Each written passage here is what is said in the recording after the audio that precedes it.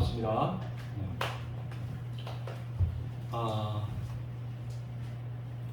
오늘은 부족한 제가 말씀을 전해드리겠습니다. 우리 선교사님들이 다 선교지에 들어가셨고 또 저밖에 안 남아서 할 수 없이 제가 말씀을 전해드리겠습니다.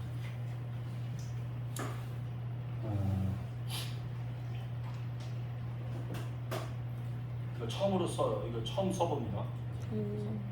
당황스럽고 힘들죠.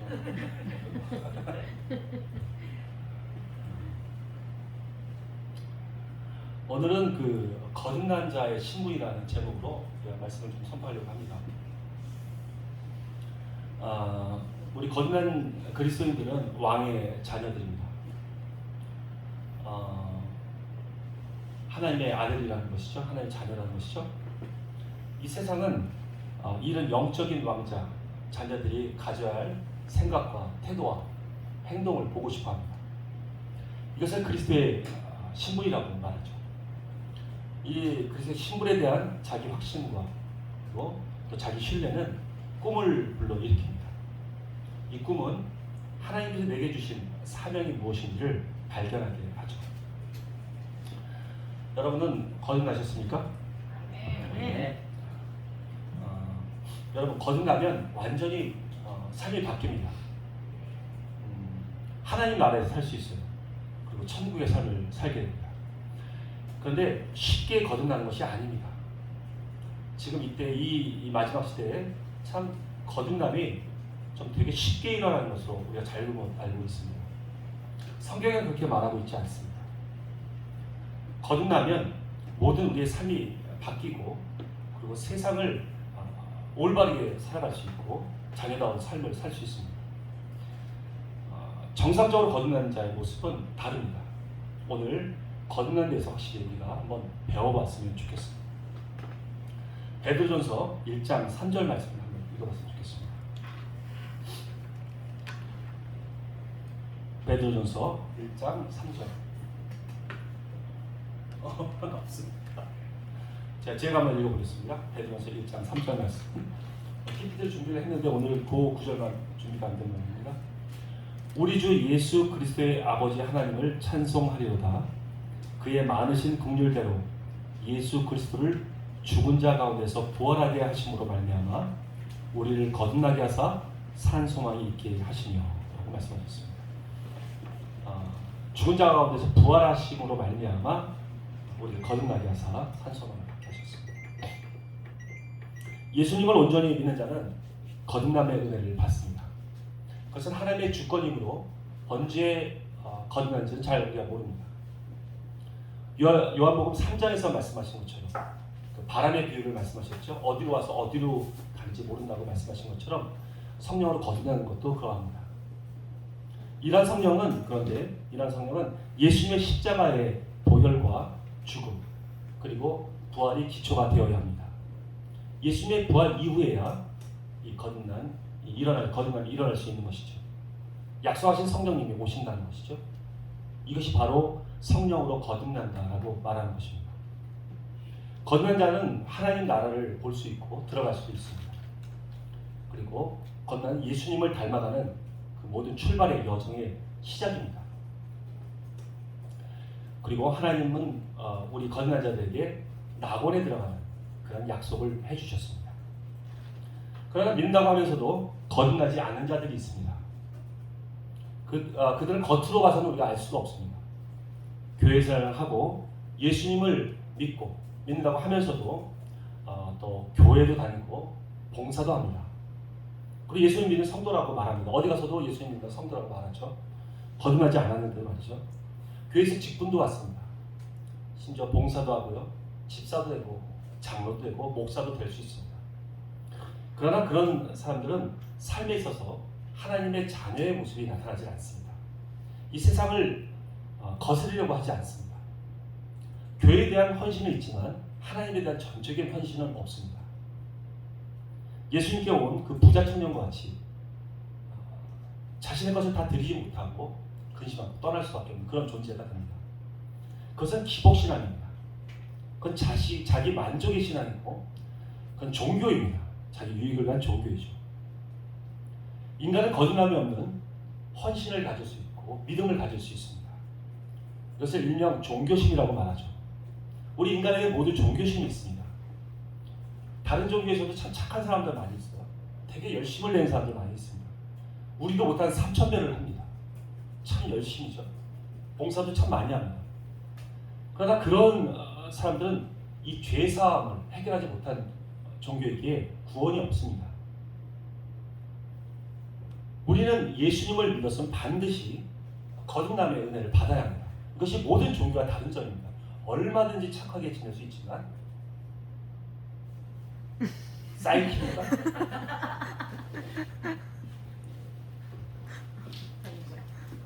지금은 구약대하고는 좀 다릅니다. 그래서 진정으로 우리 하나님을 요것만 펴주시면 되겠습니다. 네.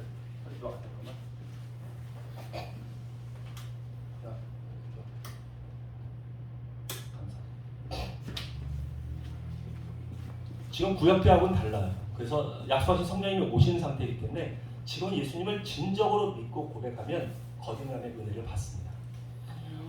우리가 말씀을 통해서 이제 하나씩 거듭남에 대해서 한번 우리가 알아봤으면 좋겠습니다. 먼저 구약에 대해서 한번 우리가 알아보겠습니다. 애굽은 하나님께서 우리에게 세상을 말씀하실 때 예표로 말씀하십니다. 세상을 나타낼 때 애굽을 그렇게 말씀하시죠. 이스라엘 백성들은 400년간의 종살이를 했습니다. 그들은 종이 아니었음에도 불구하고 애굽의 종이 되었죠.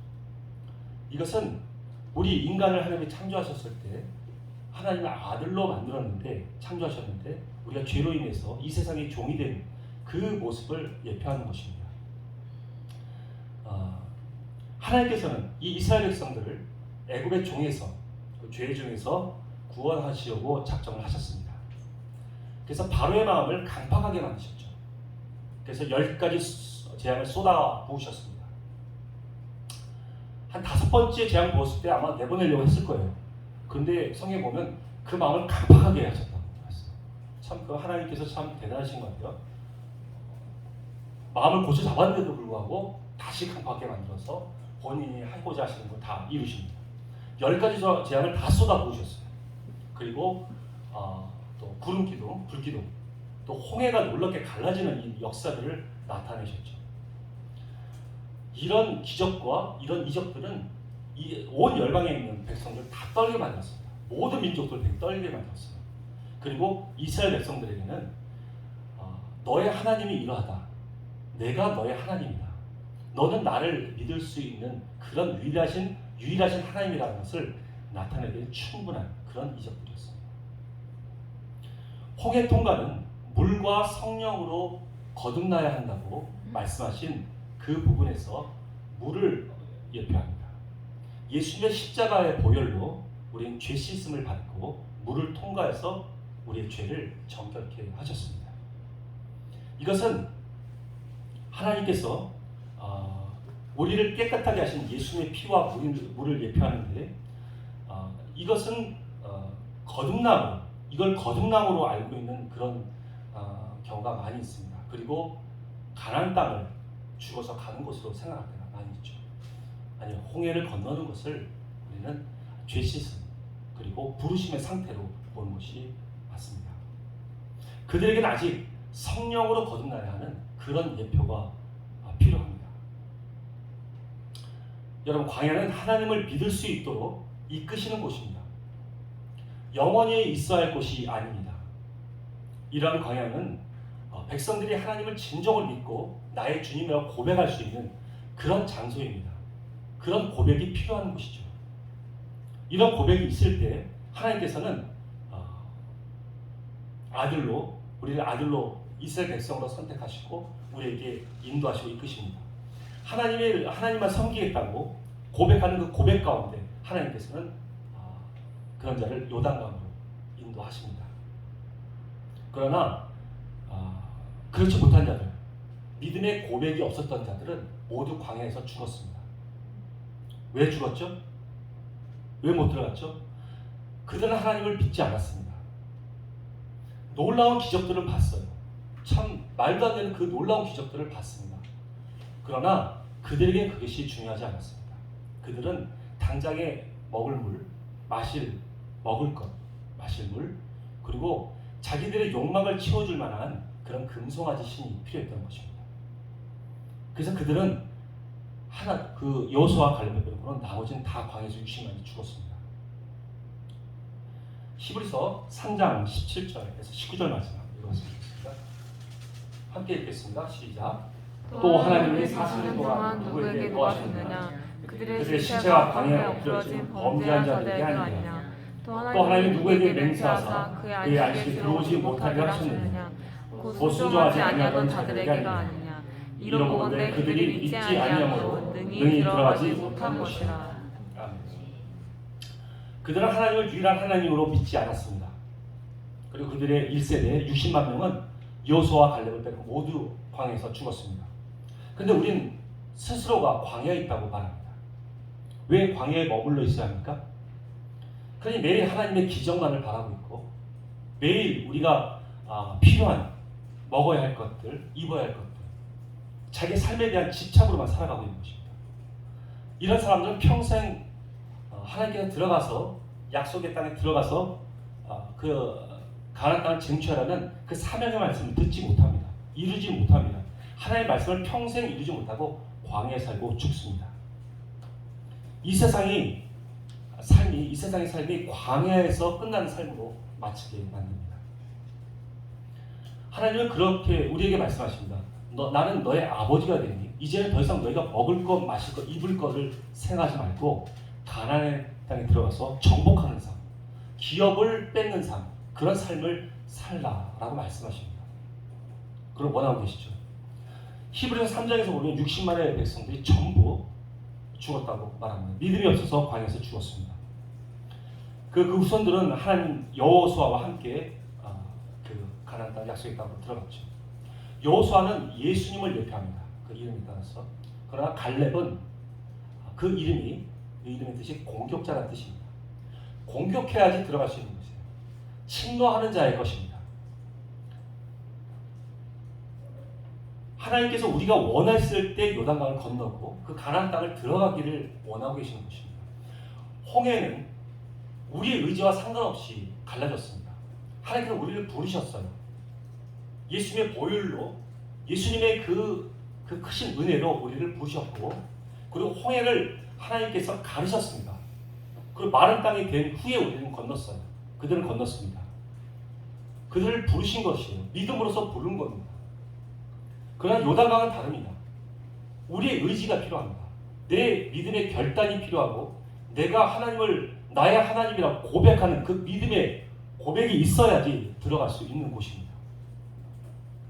우리의 인격의 선택에 따라서 요단강에 들어갈 수 있는지, 요단을 건널 수 있는지, 건너지 않고 광야에 머물는지에 대한 그 선택이 바로 이 광야였습니다. 여러분, 이 말씀이 대단히 중요합니다. 우리가 지금 어디에 있는지를 알아야 합니다. 우리가 지금 광야에 있는지, 요단강을 건너서 가나안 땅에 와 있는지를 알아야 우리가 비전을 발견할 수 있고 사명을 발견할 수 있습니다. 가나안 땅에 들어가면 우리는 싸움을 하러 가야 하는 곳이에요. 거의 전쟁터입니다. 그런데 우리가 아직 광야에 있다고 생각하면 평생 그 사명을 알지도 못하고 누리지도 못하고 쟁취하지 못하고 그냥 죽고 마는 것이죠. 지금도 하나님께서는 누구든지 처음 부르실 때 하나님께서 살아계신 우리에게 나타내십니다. 이스라엘 백성에게 그 10가지 재앙을 모으시고 모든 이적들을 나타내시면서 자신의 살아계심을 나타내셨고 믿을 만한 증거를 보여주신 것처럼 우리에게도 하나님께서는 하나님을, 예수님을 믿게 되면 가장 먼저 우리에게 하나님의 살아계심을 나타내 주십니다. 각자에게 모두에게 나타내 주시죠. 그러나 그 기적들을 보고 그것을 믿었다고 해서 거듭나는 것은 아닙니다. 그것을 하나님의 그 위대하심은 귀신도 알고 떤다고 말합니다. 그 믿고 떤다고 말해요. 그러면 귀신도 거듭나야 되는 거 아니겠습니까? 그것을 하나님께서 믿음이라고 말하지 않습니다. 성경에서 말하는 그 믿음은 예수님을 우리가 온전히 믿고 사랑하고 그분을 제대로 아는 것입니다. 알아가는 것이에요. 예수님을 아는 것을 말합니다. 여기서 안다는 것은 여러분도 아시겠지만 히브리어로 야다라는 뜻입니다. 야다라는 것은 지식적으로 아는 것을 말하지 않습니다. 그 서로 관계를 갖는 것을 말해요. 인격적으로 아는 것이고 체험적으로 아는 것을 말합니다. 마치 부부관계처럼 아는 것을 말하죠. 우리 모두에게 그러한 하나님께서 기적들과 이적들을 다 보여주셨습니다. 이 부족한 자에게도 하나님께서는 보여주셨어요.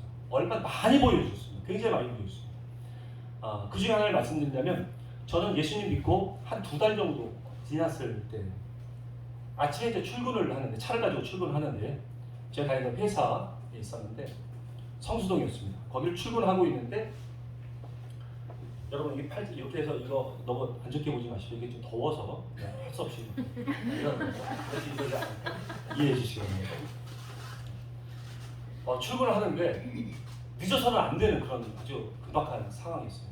지금 하면 안 됩니다. 근데 출근하는데 오히려 차가 꽉 막혔어요. 막히는 곳이 아닌데 아주 꽉 막혔습니다. 너무 당황스러웠어요. 그래서 이거 지금 하면 절대 안 되는데 그래서 그때부터 기도를 하기 시작했습니다. 예수님 믿는데 2달밖에 안 됐습니다. 하나님 앞에 간절히 기도했어요. 간절히 내가 기도했는데 기도하면 어떤 현상이 일어날까 저는 생각했습니다. 차가 확 뚫려서 지하하지 않고 난 도착할 거라고 생각했습니다. 열심히 기도했어요. 차 안에서 막 뜨겁게 기도했습니다. 어떻게 됐을 것 같습니다? 어떻게 됐을까요? 지각했어요. 네, 맞아요. 차는 그대로 더 막혀요. 움직이질 않습니다. 이거 사고 나는 거예요. 꽉 막혔습니다. 근데 도착했더니만 이미 뭐 다 들어갔는지 조용하고 저는 너덜너덜 해갖고 혼날 거 생각하고 주차에 들어갔는데 경비 아저씨가 너 왜 출근했냐고 우리 뭐 저보고 왜 출근했냐 오늘 창립 기념이라는 거 모르냐 그 얘기를 하는 거예요. 그래서 저는 그 말이 믿어지지 않았습니다. 아니 어떻게 창립 기념일 직장인들은 창립 기념일을 굉장히 오래전부터 기억해요. 너무 쉬고 싶어서 너무 귀한 날인데 제가 그걸 몰랐다는 게 이해가 안 돼요. 믿어지지가 않았어요. 저는 그때 하나님께서 저에게 응답하셨구나. 이 천지만물을 다 뒤집어서 이 시간과 공간을 다 뒤집어서 내 기도에 응답하셨구나. 저는 그걸 믿었어요. 일반적인 신앙 가졌던 사람들은 아마 내 기억력이 왜 이랬지? 이걸 탓했을지도 몰라요. 근데 저는 그렇게 생각하지 않습니다. 이건 하나님의 응답이구나. 이렇게 신실하게 나에게 응답하시구나. 라고 저는 그렇게 믿었어요. 그때부터 저는 믿음이 굉장히 빠르게 자라기 시작했습니다. 이후에도 한 수없는 하나님의 그 기적, 살아계심을 저는 체험을 하고 한 2년 정도 있다가 거듭나는 은혜를 받았습니다. 저는 분명히 예수님 믿었어요. 믿었는데 2년 동안은 예수님 예수님 믿다고 말을 합니다. 근데 거듭나지 않은 걸 제가 알아요. 지금 보면. 저는 어떤 삶을 살았냐면 전 예수님 잘 믿는다고 생각했어요. 강남에는 큰 교회에 다녔습니다. 굉장히 큰 교회였어요. 거기서 예배 끝나고 나오면 차 안에서 담배 피우지 않았습니다. 창문을 쫙 열어 교회 주차장에서부터. 그럼 거기를 그 성도들이 봤을 때 얼마나 웃겼었겠어요. 이거 뭐 하는 애야. 나가서 또 되는데 괜히 교회 주차장에서 담배 피우고 나가요. 괜히. 괜히 저는 이래도 돼. 이게 자유로운 신앙이야 라고 생각하고 아마 했던 것 같아요. 나중에 들은 얘기인데 그때 교회 주차 봉사하셨던 분이 경찰청장이었대요. 거기 워낙 빵빵한 데가 많아서 경찰청장이 가서 주차 봉사하고 있었어요. 저는 그러고 나왔어요. 이런 그 교회 또 그렇게 나와서 신앙생활을 하고 또 술을 먹으면서 기도하고 술 먹습니다. 하나님 취하지 않게 해주세요. 아니 술 먹고 돈 주고 사면서 무슨 취하지 않게 해달라고 취해야 되는데 취하지 않게 해주세요. 이런 안주를 주셔서 감사합니다. 그게 이제 술을 먹었어요. 이런 생활을 한 거예요. 이게 그리스도인, 그러니까 우리가 보기에는 예수님 믿는다고 하지만 난 교회를 잘 다녔어요. 그러면서 담배를 또 숨어서 핍니다. 부끄러우니까. 이런 아주 엉망진창의 삶을 살았어요. 그러다가 하나님께서 회사를 그만두게 하셨습니다. 하나님께서 직접 나를 다루시고 싶으셨나봐요. 노래방이라는 걸 하게 하셨어요. 그때 초창기라서 아마 노래방에 돈이 굉장히 잘 됐어요. 노래방을 하게 되었는데 6개월 동안 참 장사가 잘 됐습니다. 흔히 뭐 술 먹고 담배 피고 막 놀러 다니고 크리스찬이었습니다. 교회 다니고 얘기했어요. 난 그리고 술 먹으면서 전도했어요. 너 예수님 믿어야 돼. 이러고 술 취하면서 이러고 다니는 그런 삶을 살았어요. 그런데 그 생활에 하나님께서 이제 6개월을 딱 보시더니만 6개월 만에 저를 다루기 시작하셨습니다. 여름에 큰 비가 내렸습니다. 엄청나게 큰 비가 내렸는데 그 노래방이 그 비로 인해서 정화조가 넘쳐버린 거예요. 지하였는데 이 똥물이 여기까지 잠긴 거예요. 지하. 그거를 우리가 아침 출근하는데 너무 황당해서 그걸 퍼냈어요. 그 똥물들 다 퍼내고 그 집기를 다 바깥에서 끄집었는데 그걸 다 닦았습니다. 물로 해서 일주일 걸렸습니다. 그때 김일성이 죽은 날이에요. 김일성이 그때 죽었습니다. 우리가 딱 기억하고 있어요. 그 여름이었어요. 근데 누구 오셨네?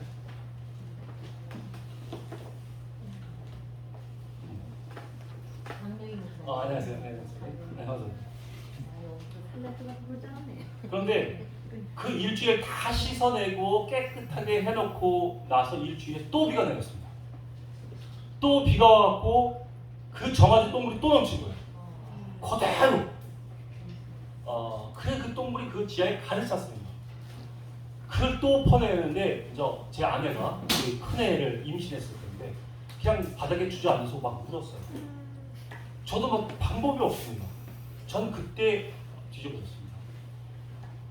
내가 그동안 하나님을 믿는다고 해도 너무 패역하게 살았구나. 하나님은 나의 삶의 모든 것을 주관하시는 분이구나. 나의 일거수일투족을 다 주장하시는 분이구나.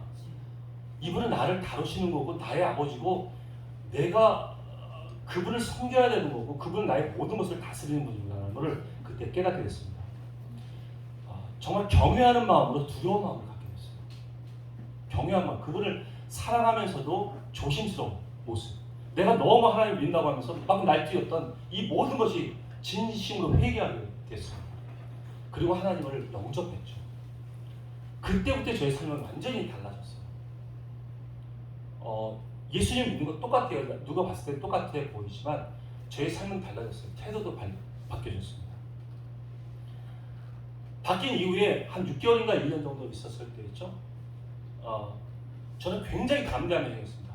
예수님 안에서 굉장한 담대함이 생겼어요.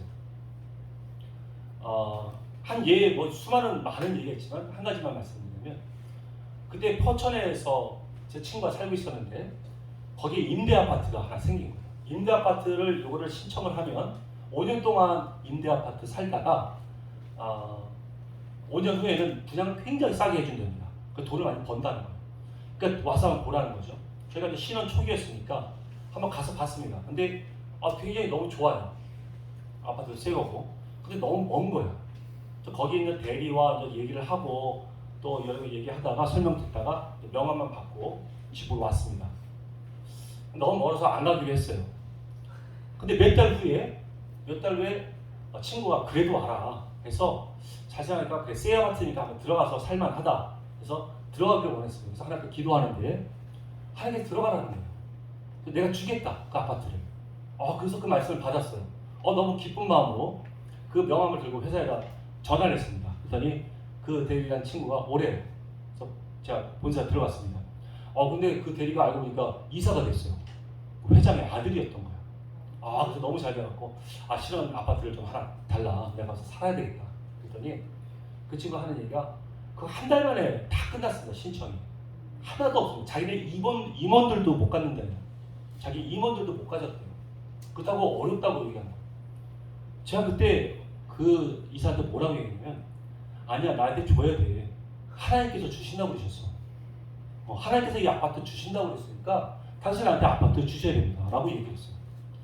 그러니까 그 친구가 무슨 이상한 사람 본 것 같은 느낌으로 비웃는 거예요. 이 모습이 비슷한 게 뭐냐면 그 모세가 그랬죠. 이스라엘 백성 내보내줘. 난 데리고 나가야 돼. 그 모습하고 비슷한 것 같아요.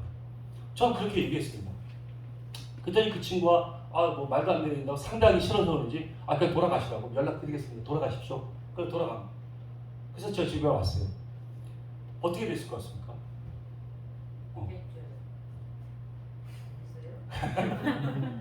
3일 후에 전화가 왔어요. 그러면서 임원도 못 갖는 그거를 아파트 빼서 확보했으니까 주겠대. 그래서 계약서 쓰러 빨리 오라는 거예요. 너무 기뻐하면서 그 사람이 저보다 더 기뻐해요. 기뻐하면서 막 주겠다는 거예요. 그래서 그래요. 너무 감사합니다. 몇 평입니까? 그러니까 21평형이래요. 하나님이 25평형 준다고 그러는데. 그래서 제가 거절했어요. 25평 주셔야 된다. 그러니까 그 사람 화를 내는 거야. 화를. 이게 뭐 말 같지도 않은 소리를 하고 있냐. 그래서 전화 끊었어요. 그 친구가. 어떻게 됐을 것 같습니까? 그 이후에?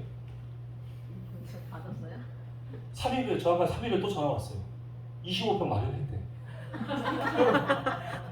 저 그래가지고 그거 가지고 들어갔어요. 그리고 6개월 살다가 너무 뭐라고 그냥 다시 반납하고 왔어요. 그러니까 하나님은 저에게 그냥 이런 걸 체험하게 하시는 것 같아요. 저의 그 담대함을 보고 싶어 하시는 것 같아요. 저는 그냥 하나님 앞에 하나님이 내게 어떤 말씀하시면 그것이 부담스럽지 않아요. 그냥 하나님 앞에 말하면 그냥 말을 직진하는 거예요. 누구한테나 그냥 말하는 게 전혀 어설하지 않았습니다.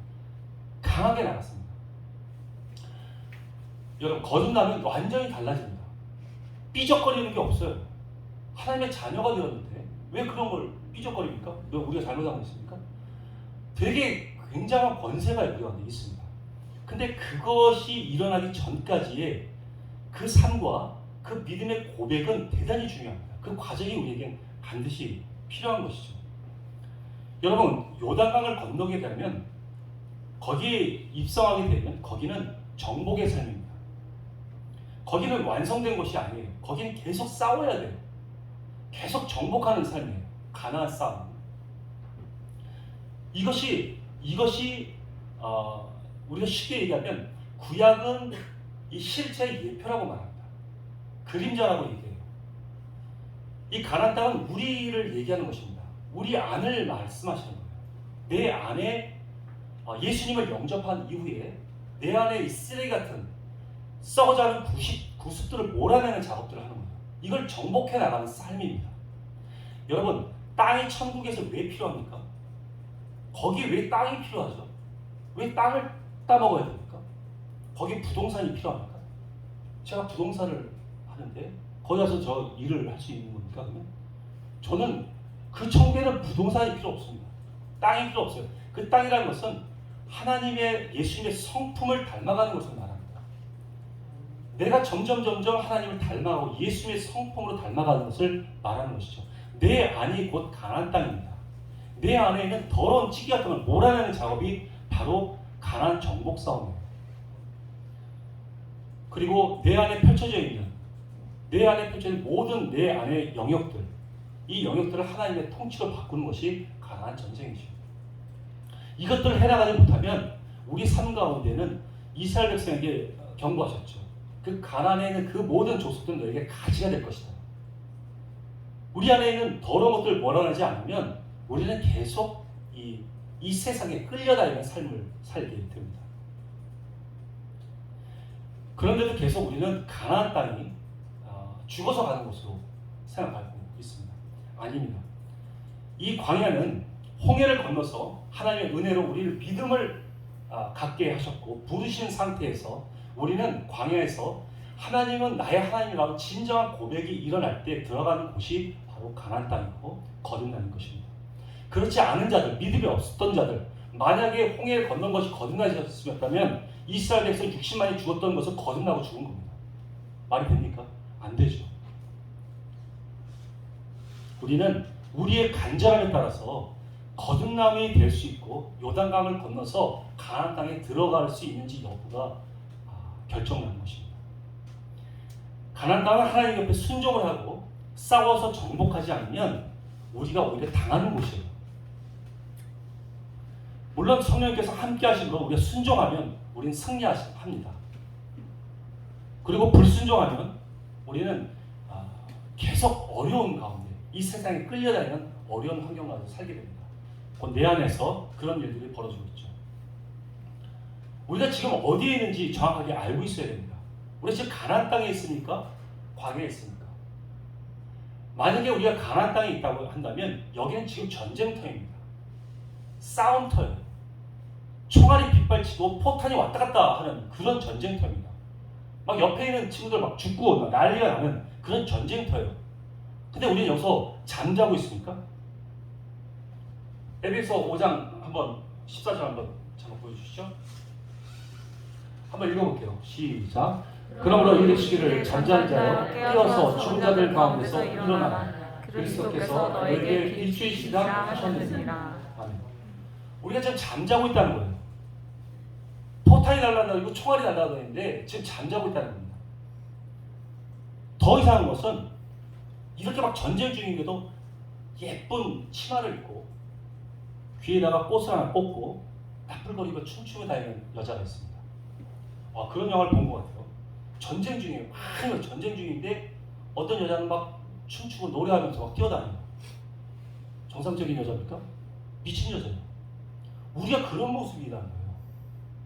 우리가 지금 이 전쟁터고 싸우고 있고 하나님 나라를 막 확장하고 있는 이런 싸움터에서 잠자고 있고 미친 사람처럼 뛰어다니고 노래하고 즐거워하고 있다는 것이죠. 하나님은 우리에게 말씀하십니다. 넌 지금 나가서 싸워라. 그래서 쟁취해라. 이런 말씀 우리에게 주세요. 만약에 그런데 거듭나지 않았고 만약에 아직 광야에 있는 자라면 하나님이 다시 말씀하십니다. 내가 너의 진정한 하나님이라는 것을 고백해라. 인정해라. 너의 생명과 너의 삶을 모든 것을 맡길 수 있는 유일하신 하나님이라는 것을 넌 인정하고 고백하기를 한다. 그러면 너에게는 내가 요단강으로 이끌어주고 거듭남의 자리로 이끌어주겠다. 말씀하시는 것입니다. 고아들처럼 맨날 먹을 것, 마실 것, 입을 거를 챙기려고 애를 쓰면서 이 광야에서 머물러 있지 말고 내가 너의 아버지가 되니까 모든 것을 내가 책임져 주니까 넌 염려하지 말고 나가서 싸우라고 말씀하시는 것입니다. 우리는 그런 전쟁터에 가서 정복하는 삶이 되어야 합니다. 이것은 하나님의 주권입니다. 거듭난 하나님의 물론 주권입니다. 그러나 우리의 책임도 있는 것입니다. 신약에서 거듭남에 대해서 찾아본다면 오순절 사건 전으로 볼 수가 있습니다. 요한복음 7장 39절 한번 같이 읽겠습니다. 시작. 이는 그를 믿는 자들이 받을 성령을 가리켜 말씀하신 것이라.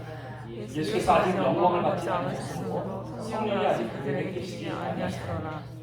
아멘. 오순절 성령 강림 이전에는 아직 예수님께서 십자가 영광을 받지 않으셔서 요엘서 2장 28절에서 말씀하셨던 만민에게 보여주시는 그 성령은 아직 오시지 않았습니다. 3년 넘게 예수님 앞에서 직경을 배우고 또 훈련을 받았던 제자들에게도 이 성령이 오지 않기는 마찬가지였습니다. 요한복음 3장에서 보면 니고데모도 이 거듭남에 대해서 알지 못하는 게 마찬가지였습니다. 그는 유대인의 관원이었고 선생이었습니다. 그리고 바리새인이었습니다. 그럼에도 불구하고 그 사람은 아직 거듭남을 알지 못했습니다. 성령이 오신다는, 약속의 성령이 오신다는 것은 알 수 있었죠. 그러나 그것이 거듭남인 줄은 알지 못했던 것입니다. 제자들은 자기의 모든 생업을 포기했고요. 그리고 자기의 부모와 자식들을 내려놓고 예수님을 쫓았습니다. 그리고 예수님과 함께 삶을 통해서 훈련을 받았죠. 잘 깨닫지는 못했지만 예수님 앞에 그 모든 말씀들을 배웠습니다. 그런데 거기까지였습니다. 예수님께서 잡히시던 날에 모두 제자들은 도망갔습니다. 모두 도망갔고요. 수제자라고 얘기했던 베드로는 예수님을 부인을 했는데 저주하면서까지 부인했습니다. 고린도서 12장에 보면 하나님의 영으로 말하는 자는 예수님을 저주할 자가 없다고 얘기했습니다. 고린도서 10장 3절에 보면 하나님의 영으로 말하는 자는 예수님을 저주할 자가 없다고 얘기했습니다. 그런데 베드로는 예수님을 부인하고 저주했습니다. 이런 이후에 처절한 이 베드로는 후회를 했죠. 회개를 하고 그리고 후회했어요. 그러나 바뀌지 않았습니다. 예수님께서 부활하셨음에도 불구하고 여러 번 나타나셨죠. 그래도 베드로는 그 동료들과 함께 물고기 잡으러 가겠다고 했습니다. 어떻게 해야 되는지를 알지 못합니다. 이것이 거듭나지 않았던 자의 모습인 것이죠. 그러나 오순절 이후에 성령이 임하신 이후에는 베드로는 완전히 달라졌습니다. 그것이 거듭난 자와 거듭나지 않은 자의 모습인 것입니다. 거듭나면 놀라운 말씀입니다. 우리가 하나님의 아들이 된다는 것이죠. 아들의 권세를 받는다는 거예요. 하나님께로부터 태어난 것입니다. 그리고 임마누엘 영원토록 하나님께서 함께 하신다는 약속을 받는 것입니다. 그리고 우리가 자녀다운 모습으로 아름답게 자라고요. 장성하게 자라고, 그리고 제자의 삶도 살 수 있는 그런 시작이 바로 거듭나는 것입니다. 우리는 예수님을 믿었으면 반드시 거듭나야 합니다. 거듭나지 않으면 안 됩니다. 그리고 본인이 그 거듭남이 우리에게 있는지를 우리가 이제 확인을 해봐야 됩니다. 그러면 우리가 언제 어떻게 거듭나는가 해서 한번 보겠습니다. 로마서 10장 9절 말씀 함께 읽겠습니다. 시작. 내가 만일 내 입으로 예수를 주로 시인하며 또 하나님께서 그를 죽은 자 가운데서 살리신 것을 내 마음에 믿으면 구원을 받으리라. 아멘. 여러분, 예수를 믿는 것이 그저 입으로만 고백하는 그런 고백이 아닙니다. 그러한 것이 믿음이 아닙니다. 하나님의 말씀에 순종하고 예수님을 진정으로 사랑하는 것입니다. 그래야 거듭나게 되고 그것이 믿음입니다. 그 당시에 예수님을 주님이라고 고백했던 그 당시의 모습은 굉장히 다릅니다. 지금하고 완전히 다릅니다. 그때는 예수님이라고 말을 하면 죽습니다. 생명의 위협을 받습니다. 자기의 모든 그 생명과 자기가 지금 모든 것을 포기할 수도 있는 상태입니다. 생업도 포기해야 되고요. 가족들도 불안하게 되고 굉장히 어렵게 됩니다. 그 유대인 관원들한테 어려움을 당하고요. 또 이방 종교 추종자들과 또 정치적 통치자들에게 굉장히 환난을 받습니다. 그런 상태에서 예수님을 주님이라고 고백하는 것입니다. 이게 2000년 전 일에서 우리가 잘 공감이 안 될 수 있습니다. 그러면 우리가 쉽게 알 수 있는 방법이 있습니다. 그것은 북한 같은 데서요. 에서 신앙 고백입니다. 북한에서는 예수님을 주님이라고 고백을 하면 바로 정치범 수용자로 끌려갑니다. 그 혹독한 시련을 당하고 죽습니다. 나이지리아 같은 나라에서는 지금도 예수님을 주님이라고 고백하면 그 무슬림, 그 부족 사람들한테 굉장히 어려움을 당합니다. 쫓겨납니다. 생명의 위협도 받습니다. 그리고 거기 보코하람이라는 테러단체한테 죽습니다. 집이 불타요. 가족들이 죽어요. 그런 혹독한 시련들이 있습니다. 그런 곳에서, 그런 환경 가운데서 내가 예수님은 나의 주님이라고 고백하는 것입니다. 그 고백이 이 성경에서 말하고 있는 예수님이 나의 주님이다 고백하는 것입니다. 그런데 우리나라는 지금 어떻습니까? 우리나라에서 지금 전도를 할 때는 어떻습니까? 나가서 전도를 하죠. 그럼 예수님 믿으세요? 그러면 네, 알겠습니다. 믿겠습니다. 그럼 영접 기도를 합니다. 그럼 믿었대요. 그러면 그 벌써 굉장히 놀라운 사건이 된 거예요. 그를 데려와서 교회에 와서 등록하죠. 새신자반에 데리고 옵니다. 예수 그리스도, 죄사함, 구원의 확신 이런 것들을 가르쳐주죠. 그 시간이 되면 세례를 줍니다. 세례 문답을 다 알려줘요. 뭘 질문할 테니까 뭐라고 대답해라. 다 가르쳐줘요. 참 놀랍죠? 그렇게 다 준비시켜줍니다. 그 세례 받고 나서 또 나중에 신앙이 좀 부족한 것 같다 그러면 다시 또 알려줍니다. 왜? 구원의 확신이 좀 부족해지는 것 같아요. 다시 또 교육시켜줘요. 여러분, 이렇게 믿음의 고백은 억지로 지식적으로 가르쳐줘서 고백하는 것이 아닙니다. 근데 인격적으로 만나야 되는 거예요. 인격적으로 만나서 하나님과 체험적인 관계가 있을 때 진정한 고백이 나오게 되는 것이죠. 그런데 그게 고백을 시키고 또 교회에서 자리 잡아서 봉사시킵니다. 직분도 주죠. 함께 막 봉사하고 이러다 보니까 또 즐거워요. 괜찮습니다. 함께하는 사람들도 너무 좋아요. 그러다 보니까 계속 신앙생활을 하게 되죠. 이것이 바로 종교 생활인 것이죠. 지금 이때에는 그 초대교회 때 고백했던 그런 고백이 쉽게 나오는 시대가 아닙니다.